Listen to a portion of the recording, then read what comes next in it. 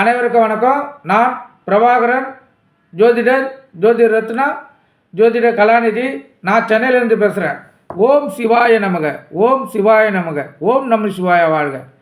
இன்று நான் என்ன சொல்ல போகிறேன்னா, டிஸ்டி எத்தனை வகைகள் இருந்தாலும் எல்லாருடைய கேள்வியும் டிஸ்டி எப்படி போக்குறது தான் அவங்களுடைய கேள்வியாக இருக்குது. நேற்று என்ன ஒரு 7-8 பேர் தொடர்பு கொண்டு டிஸ்டியை தான் கேட்டுங்கிறாங்க. டிஸ்டின்னா என்ன முதல்ல, அதை அவங்க எப்படி உணர்கிறாங்க? அவங்க ஆரோக்கியமாக தான் இருக்கிறாங்க, நல்ல வசதியாக தான் இருக்கிறாங்க. ஆனால் அவங்க எனக்கு டிஸ்டி இருக்குதுன்றாங்க. எதனால் டிஸ்டி இருக்குதுன்னு சொல்லி அவங்க சொல்கிறாங்க. ஒரு கேள்வி வருது இல்லை, அந்த டிஸ்டியை எப்படி உணர்வாங்கன்னா, அவங்களுக்கு இரவில் சரியான தூக்கம் வராது. இப்போ அவங்க இரவு உணவை முடிச்சுட்டு நார்மலாக ஒரு 10 மணிக்கு போய் உறங்க போகிறாங்க வச்சுங்க. அவங்க 2 மணி மட்டும் புரண்டு தான் படுத்துன்னு இருக்கணும். சரியாக உறக்கம் வராது.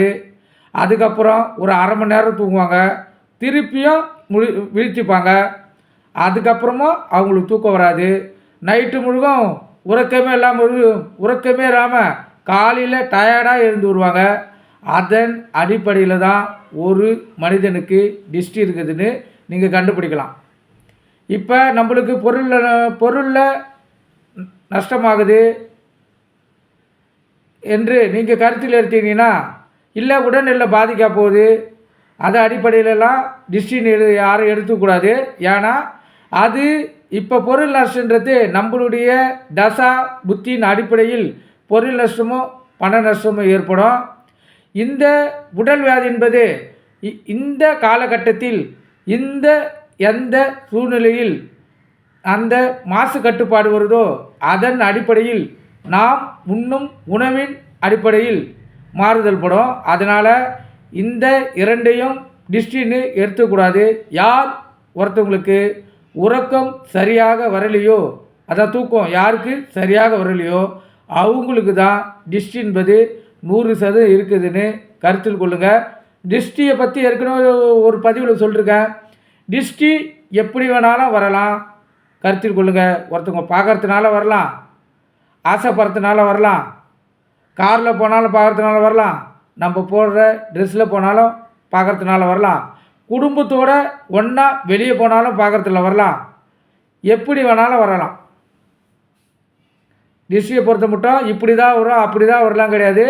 ஒருத்தவங்கள ஆழ்ந்த சிந்தனையோட உள் மனசுலேருந்து அவங்கள பார்த்தாங்கன்னா கண்டிப்பாக அவங்களுக்கு டிஸ்டி வந்துடும். அதே போல் இங்கே வீட்டில் இருந்துக்கின்னு இன்னொருத்தவங்கள சொல்லி பேசக்குள்ள அவங்களுக்கு டிஸ்டி, அவங்க வீட்டில் தான் இருப்பாங்க, இங்கேருந்தே அவங்களுக்கு டிஸ்டி போயிடும். அதை கருத்தில் கொள்ளுங்கள். டிஸ்டி எப்படி வேணாலும் வரலாம். அதே போல் ஒரு ஆலயத்தை சுற்றி போட்டிருக்காங்க, நம்ம தெரியாமல் அதை மெரிச்சிட்டாலும் டிஸ்டி வந்துடலாம். ஏன்னா அவங்க டிஸ்டி சுற்றி தான் வெளியில் கொட்டிருப்பாங்க. நம்ம அதை அறியாமல் மிதிக்கிறதுனால அந்த டிஸ்டி நம்மளை வந்து தாக்கிடும். கருத்தில் கொள்ளுங்கள். அப்போ டிஸ்டி ஏற்பட்டால் நம்ம எப்படி அந்த டிஸ்டியை போக்குறது? இதுதான் நிறைய பேர் வந்து எத்தனை வகையாக பண்ணாலும் அவங்களுக்கு அந்த திருப்தியை ஏற்பட மாட்டுது. டிஸ்டி எப்படி கழிக்கிறது சொல்லி தான் அவங்களுடைய கேள்வியாகவே இருக்குது. கருத்தில் கொள்ளுங்கள். டிஸ்டி வீட்டில், அதாவது வீட்டுக்குள்ளே இருக்குதுன்னா நீங்கள் இந்த பளிங்கை கல், கருப்பு கயிறில் கட்டியிருப்பாங்க. அதுக்கப்புறம் அதை நாட்டு மருந்து கடையில் நிறைய சக்கரெல்லாம் விற்கிது. சுப சக்கரமாக வாங்கி வந்து வாசக்காலில் கட்டுங்க, டிஸ்டி எடுக்கும். இந்த வெள்ளிக்கிழமை இல்லை ஞாயிற்றுக்கிழமை வீட்டில் பூஜை பண்ணி அங்கே பெரிய லெமனை வச்சு அதை 2ஆக கட் பண்ணி அதில் மஞ்சள் இல்லைன்னா குங்குமம் எது வேணால் உங்கள் வசதிக்கு ஏற்ற போல் தடவி அதை தலைவாசல்கள் 2 சைடும் வச்சிங்கன்னா, அதாவது 1 வாரம் வைக்கணும். இப்போ இந்த ஞாயிற்றுக்கிழமை வச்சிங்கன்னா அடுத்த ஞாயிற்றுக்கிழமை தான் எடுக்கணும், இந்த வெள்ளிக்கிழமை வச்சிங்கன்னா அடுத்த வெள்ளிக்கிழமை தான் எடுக்கணும். உங்கள் வீட்டில் இருக்கிற டிஸ்டியை முழுதுமாக அது எடுத்துடும். கருத்தில் கொள்ளுங்க, முழுதுமாக எடுத்துடும். நிறையா டிஸ்டி இருந்துச்சுன்னா அந்த எலுமிச்சம்பழம் நடுவில் கருப்பாக மாறும். கொஞ்சம் கால்வாசி டிஸ்டி அரைக்குறையாக டிஸ்டி இருக்குதுன்னா அந்த இடம் அந்த சாம்பல் பிடிச்சா போல், அதாவது பூர்ண பிடிச்சா போல் மாறும். கருத்தில் கொள்ளுங்கள். அதை நிறைய பேர் சில பேர் அதான் இந்த பக்தி இல்லாமல் டிஸ்டியை நம்பாத இருக்கணும் என்ன சொல்லுவாங்கன்னா, இது ஈரத்தன்மையால் இது போல் பூர்ணப்படுதுன்னுவாங்க. அது அப்படியெல்லாம் கிடையாது. டிஸ்டி இல்லாமல் இருந்துச்சுன்னா இப்போ மழை சீசன் தான், நீங்கள் ஆனால் வச்சு பாருங்கள், உங்களுக்கே தெரியும். டிஸ்டி இல்லாமல் இருந்துச்சுன்னா அந்த எலுமிச்சப்பழம் அப்படியே தான் இருக்கும். வேணுன்னா கொஞ்சம் கொலை கொலைன்னு ஆகலாமே தவிர வேறு இந்த கருப்பு படிஞ்சு இந்த சாம்பல் படிஞ்செல்லாம் இருக்காது. வீட்டில் அது வெயிலோ மழையோ வீட்டில் டிஸ்டி இருந்து அந்த எலுமிச்சம்பழம் எடுக்கக்குள்ள, ஏன்னா அந்த எலுமிச்சம்பழத்துக்கு அவ்வளோ மகிமை இருக்குது. இது தெய்வலோகத்துடைய தேவக்கனி, அது கருத்தில் கொள்ளுங்க. அந்த எலுமிச்சம்பழம் அவ்வளோ சக்தி வாய்ந்தது. 100% வீட்டில் இருக்கிற டிஸ்டியை அந்த எலுமிச்சம்பழம் எடுத்துரும். கருத்தில் கொள்ளுங்க. வீட்டில் இருக்கிற டிஸ்டியை எடுக்கிற முறை அது. தனிப்பட்ட முறையில் ஒரு மனிதருடைய டிஸ்டியை எடுக்கணும்னா அதுக்கு நம்ம என்ன செய்யணும்? ஒரு கேள்வி வரும்ல. ஆலத்தி கலக்கி ஆலத்தி தட்டில் பெரிய வளையல், அதை கருப்பு வளையல் வச்சு ஆலத்தி சுத்தக்குள்ள இறைவனை வேண்டிக்கினேன். அவங்களுக்கு இந்த ஆலத்தியை சுத்தனா அவங்களுக்கு 100% டிஸ்டி விலகும். கருத்தில் கொள்ளுங்க. அதே போல் குழந்தைகளுக்கு சுத்தக்குள்ள இந்த கருப்பு வளையல் சின்ன வளையலாக வைக்கணும். ஏன்னா அது கண்டிப்பாக டிஸ்டி எடுத்துரும். அந்த கருப்பு வளையல் எடுத்து சுற்றிட்டு ரோட்டில் அதாவது வாசப்படியில் வெளியில் ரோட்டில் கொட்ட வேண்டியதுதான். இல்லை முக்கூட்டில் கொட்டினாலும் மிக சிறப்பு. நீங்கள் அதை செய்து பார்த்தீங்கன்னா டிஸ்டி குறையும். அதே போல் நைட்டு உறங்கக்குள்ள ஒரு சின்ன வெள்ளை துணியில் 2 லவங்கம்,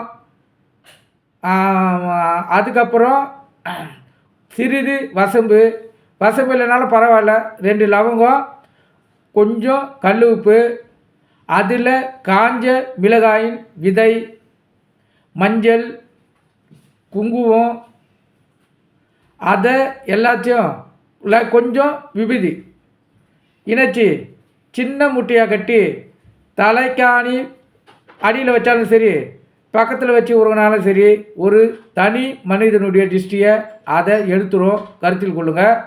அதை எடுத்து அடுப்பில் போட்டாலும் சரி, இப்போ அடுப்பு பயன்படுத்தல, அடுப்பில் போட்டாலும் சரி, இல்லைன்னா நீங்கள் அந்த நிலக்கரியை வாங்கி ஒரு பாத்திரத்தில் கொட்டாங்குச்சியில் வச்சு சிறப்பு, அதை தீ மூட்டி அது நெருப்பு புலம்பு ஆக்கி அதில் இந்த சின்ன துணிமுட்டியை போட்டு வாசப்படியில் வச்சாலும் சரி, இல்லைன்னா எங்கன்னா முக்கூடி தெருவில் போய் வச்சாலும் சரி, அந்த தனி மனிதனுடைய டிஸ்டியை எடுத்துரும். அதே போல் லெமனை 4 இதுவாக கட் பண்ணி, ஆனால் அது துண்டாக்கக்கூடாது, நடுவில் 4 இதாக கட் பண்ணி அதில் ஒரு லவங்கத்தை உள்ளே வச்சு கொஞ்சம் மிளகாய் விதையை அதுக்குள்ளே வச்சு, அதுக்கப்புறம் சிறிது உப்பு, கல் உப்பை, அது ரொம்ப பெருசாக இருந்துச்சுன்னா கொஞ்சம் தூளாக்கி, சால்ட் உப்பு போடக்கூடாது, கல் உப்பை கொஞ்சம் லைட்டாக தூளாக்கி அது கூட லைட்டாக கொஞ்சம் மிளகாய் பொடி சேர்த்து, கொஞ்சம் தான் சேர்க்கணும் மிளகாய் பொடி, அதுக்கப்புறம் மஞ்சள், குங்குமம், விபூதி, அதுக்கப்புறம் இது போதும். அந்த வசம்புலாம் நாட்டு மருந்து கடையில் வாங்கணும். முடிஞ்சால் அந்த வசம்பு, திப்பிலி, அது போல் பொடி இருந்துச்சுன்னா அதில் லைட்டாக சேர்த்து நீங்கள் சுற்றலாம். இல்லைன்னா அது உங்களால் வாங்க முடியலன்னா இது போதும். அதில் ஒரு கற்பூரத்தை வச்சு அதை வலது பக்கம் 3 வாட்டியும் இடது பக்கம் 3 வாட்டியும், அதாவது அந்த கற்பூரத்தை நீங்கள் ஏற்ற தேவையில்ல, ஏற்றாமல் அந்த இப்போ 4 பேர் இருந்தாலும் சரி 3 பேர் இருந்தாலும் சரி மொத்தமாக நிற்க வச்சு வலது பக்கம் 3 வாட்டியும் இடது பக்கம் 3 வாட்டியும் சுற்றி ஒருத்தவங்க மூஞ்சிக்கு நேரம் எடுத்துன்னு போய் அதை 3 வாட்டி காட்டி, அதுக்கப்புறம் அதை வீட்டு வாசப்படியில் எடுத்துன்னு போயிட்டு அப்போ தீபத்தை ஏற்றி நீங்கள் வலது பக்கம் 3 வாட்டியும் இடது பக்கம் 3 வாட்டியும் சுற்றி, அதுக்கப்புறம் அதை நடுவாசலில் வச்சு காலால் மிதித்து, அதுக்கப்புறம் நீங்கள் காலை கழுவி கொண்டு வீட்டுக்குள் வந்தால் மிகவும் சிறப்பு. டிஸ்டி இப்போ ஒருத்தர் உடம்புல இருந்த டிஸ்டியை போயிடும், வீட்டில் இருந்த மொத்த டிஷ்ஷும் போயிடும்.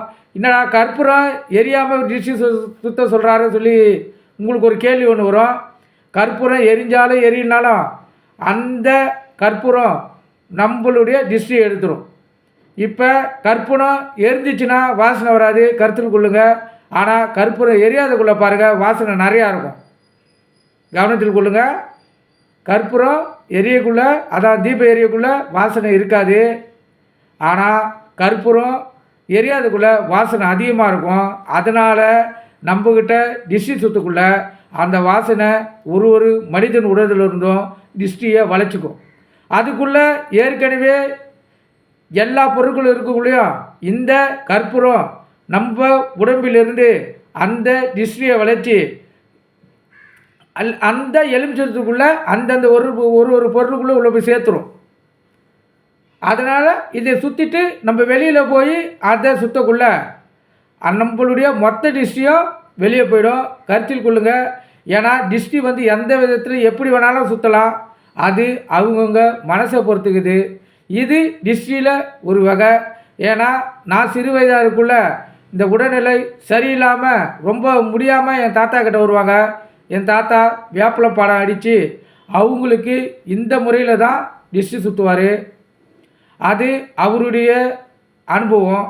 அந்த அனுபவத்தை தான் நான் உங்களுக்கு சொல்கிறேன். ஆனால் டிஷ்டிலேயே மிகவும் சிறந்த வித்தியாசமான கைமுறை இது. கையாண்டு பாருங்கள். உங்களுக்கு 100% உங்களுடைய டிஷ்டி போக்கி உங்கள் வீட்டில் மகிழ்ச்சியும் சந்தோஷமும் நோயற்ற வாழ்வும் இல்லாமல் நீங்கள் 100% வாழலாம். கருத்தில் கொள்ளுங்கள். இந்த முறையை கண்டிப்பாக தவறாமல் ஒவ்வொரு வீட்டிலும் பயன்படுத்தி பாருங்கள்.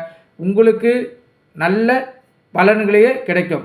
அதாவது டிஷ்டின்னா மாதத்துக்கு ஒரு முறை சுற்றினால் சிறப்பு, வாரத்துக்கு ஒரு முறை சுற்றினால் மிக மிக சிறப்பு, 3 மாதத்துக்கு ஒரு வாட்டி சுற்றினால் வீட்டில் நார்மல், அதாவது சுமார். கருத்தில் கொள்ளுங்கள். எப்படி பார்த்தாலும் மாதத்துக்கு ஒரு முறை வீட்டை டிஷ்டி சுற்றுறது மிகவும் சிறப்பாக அமையும். நீங்கள் அமாவாசையில் சுற்றினாலும் சரி, பௌர்ணமியில் சுற்றினாலும் சரி, 2 நாளிலே நீங்கள் சுற்றலாம். அமாவாசையிலே பௌர்ணமியில் டிஷ்ஷு சுற்றினா அது கொஞ்சம் வித்தியாசமாக இருக்கும். 100% அதிகம் பலனை தரும். கருத்தில் கொள்ளுங்கள். சந்திர பகவான் மொத்த டிஷ்டியும் உங்கள்கிட்ட இருந்து மொத்தமாக வாங்கிடுவார். டிஷ்ஷு சுற்றணுன்னா அமாவாசையை விட பௌர்ணமியில் தான் மிகவும் சிறப்பான நாள். கருத்தில் கொள்ளுங்கள். முழு நிலவாக சந்திரன் காட்சி தரக்குள்ள அங்கே திருவண்ணாமலை தீபம், அதாவது திருவண்ணாமலை கிரிவலம் நடந்துன்னு இருக்கும். அந்த அலை நம்ம மாநிலத்தில் அனைத்து இடத்திலும் அந்த சக்தி பரவும். கருத்தில் கொள்ளுங்கள். அந்த சக்தி நம்ம மாநிலத்தில் அனைத்து இடத்திலையும் பரவும். அந்த நேரத்தில் நீங்கள் டிஷ்டி சுத்தக்குள்ள முழு டிஷ்டியும் வெளியே போயிடும். நான் இந்த கடைசியாக சொன்ன முறையை 100% பயன்படுத்துங்க. உடலில் இருக்கிற மொத்த டிஷ்டியும் போயிடும். கருத்தில் கொள்ளுங்கள். இந்த பதிவு உங்களுக்கு எந்த அளவுக்கு பிடிச்சிக்குதுன்னு லைக் பண்ணுங்கள், ஷேர் பண்ணுங்கள், கமெண்ட் பண்ணுங்கள், சப்ஸ்கிரைப் பண்ணுங்கள். நன்றி, வணக்கம். மீண்டும் ஒரு சிறந்த பதிவில் நான் உங்களை சந்திக்கிறேன். நன்றி.